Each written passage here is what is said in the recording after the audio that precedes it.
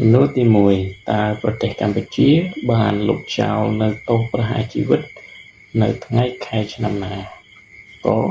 30 មេសា 1989 ខ 30 មេសា 1990 ក 30 មេសា 1992 ខ 30 មេសា 1993 ចម្លើយដែលត្រឹមត្រូវគឺចម្លើយក30 មេសា 1989 សំណួរទី2 តើសម័យកាលណាមួយនៃប្រវត្តិសាស្ត្រខ្មែរដែលស្ត្រីត្រូវចូលស្ដីដណ្ដឹងបុរស? ក សម័យនគរភ្នំ ខ សម័យអង្គរ ក សម័យលង្វែក ខ សម័យឧដុង្គ ចម្លើយគឺក សម័យនគរភ្នំ សំណួរទី3 ស្ថាបនិកដំបូងនៃសម័យចតុម្មុខគឺ ក ព្រះបាទពញាយ៉ាត ខ ព្រះបាទស្រីសុរិយោពណ៌ ក ព្រះបាទចន្ទរាជា ខ ព្រះបាទស្រីមារៈ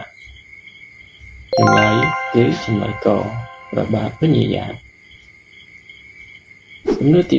4 តើសន្ធិសញ្ញាបារាំងខ្មែរ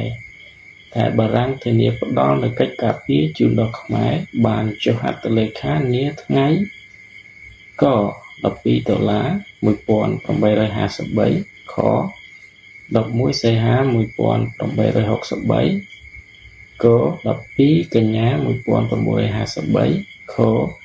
11 កញ្ញា 1863 ចម្លើយគឺខ 11 សីហា 1863 សំណួរទី5 តើព្រះបាទបរមរាជាសោយរាជ្យពីឆ្នាំណាដល់ឆ្នាំណា? ក 1511 ដល់ 1566 ខ 1566 ដល់ 1576 ក 1566 ដល់ 1586 ខ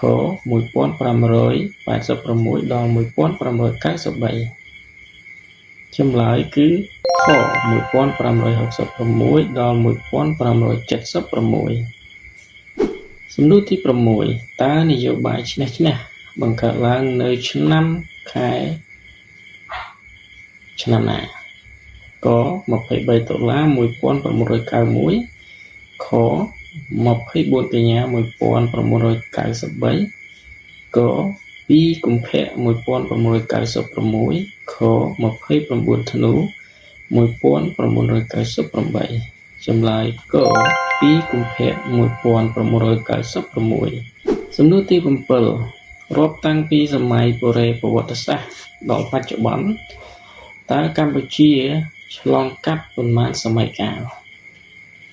ក 14 សម័យកាល ខ 15 សម័យកាល ក 16 សម័យកាល ខ 17 សម័យកាល ចម្លើយគឺចម្លើយក 16 សម័យកាល សំណួរទី8 តើរណសិរ្សរួបរមជាតិបង្កើតឡើងនៅថ្ងៃខែឆ្នាំណា? ក 18 មីនា 1970 ខ 23 មីនា 1970 ក 9 ដុល្លារ 1970 ខ 17 មេសា 1979 ចម្លើយដែលត្រឹមត្រូវគឺចម្លើយខ 23 មីនា 1970 សំណួរទី9 តើរណសិរ្សសាមគ្គីសង្គ្រោះជាតិកម្ពុជាបង្កើតនៅថ្ងៃពីធ្នូ 1978 តើអ្នកណាជាប្រធាន? ក ហ៊ុនសែន ខ ជាស៊ីម ក ហេងសំរិន ខ ចាន់ស៊ី ចម្លើយគឺក ហេងសំរិន សំណួរទី9 តើសហរដ្ឋអាមេរិកទម្លាក់គ្រាប់បែកលើទឹកដីនៃប្រទេសកម្ពុជាពីឆ្នាំណាដល់ឆ្នាំណា? ក 1969 1970 ខ 1969 1973 ក 1970 ដល់ 1975 ខ 1970 1991 ចម្លើយគឺចម្លើយខ 1970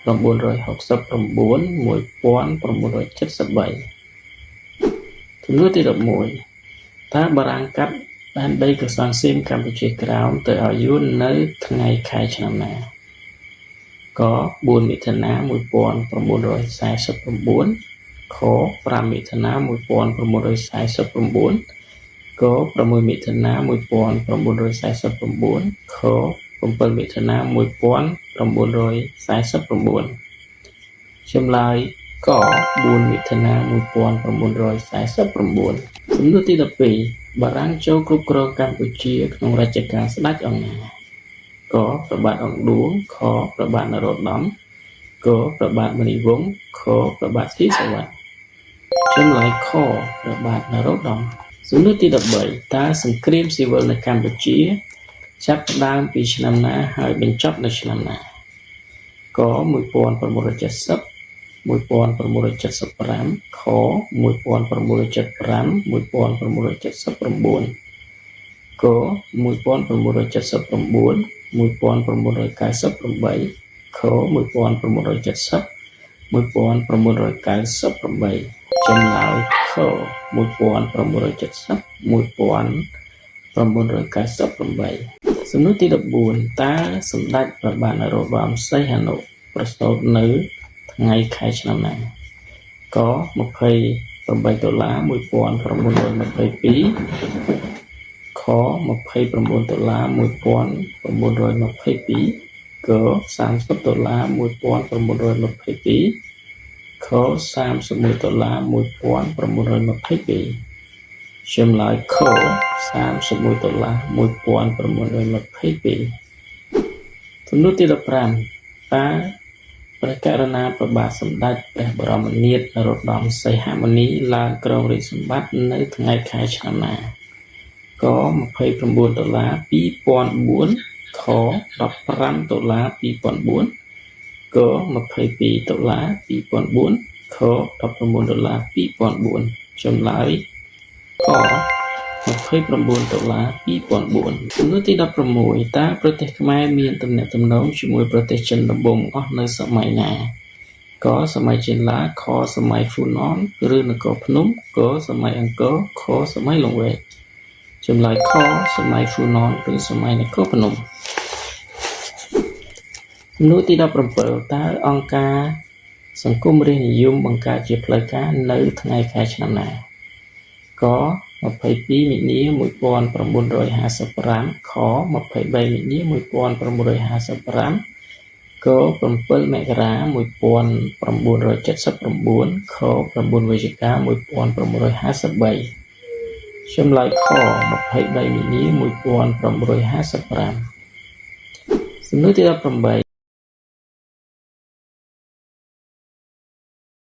ប្រព្រឹត្តទៅនៅថ្ងៃខែឆ្នាំណាក2ធ្នូ1979ខ2ធ្នូ1987ក2ធ្នូ1997ខ2ធ្នូ1967ចម្លើយខ2ធ្នូ1987សំណួរទី19អាណាចក្រភ្នំឬនគរភ្នំដែលភាសាចិនហៅថាហ្វូណន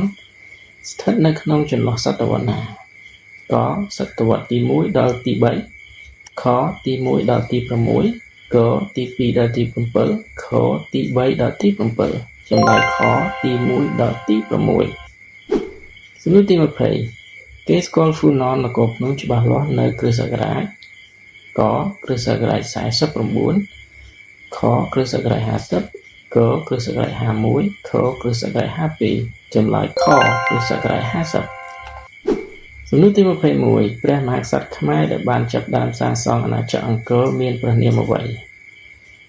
កសូរ្យវរ្ម័នទី1ខជ័យវរ្ម័នទី7កសូរ្យវរ្ម័នខជ័យវរ្ម័នទី2ចម្លើយខជ័យវរ្ម័នទី2សំណួរទី22តើកិច្ចព្រមព្រៀងដាក់ប្រទេសកម្ពុជាក្រោមអាណាព្យាបាលបារាំងនៅឆ្នាំណាក1850ខ1863ក1875ខ1917 ចម្លើយខ1863សំណួរទី23មេដឹកនាំខ្មែរក្រហមរូបណាដែលជាប់ទោសក្នុងសំណុំរឿង001 កអៀងសេរីគឹមត្រាងខប៉ុលពតសិលសកឌុចកាំងកាច់អែវខអៀងធីរិតខៀវធីរិតចម្លើយកឌុច24សំណួរទី24តើប្រាសាទព្រះវិហារត្រូវបានតុលាការអន្តរជាតិយុត្តិធម៌អន្តរជាតិសម្រាប់ទទួលស្គាល់ថាស្ថិតនៅក្នុងបូរណភាពដែនដីកម្ពុជានៅឆ្នាំណាក1952ខ1962 15មិថុនា62ក1972ខ1982ចម្លើយខ1962 15មិថុនា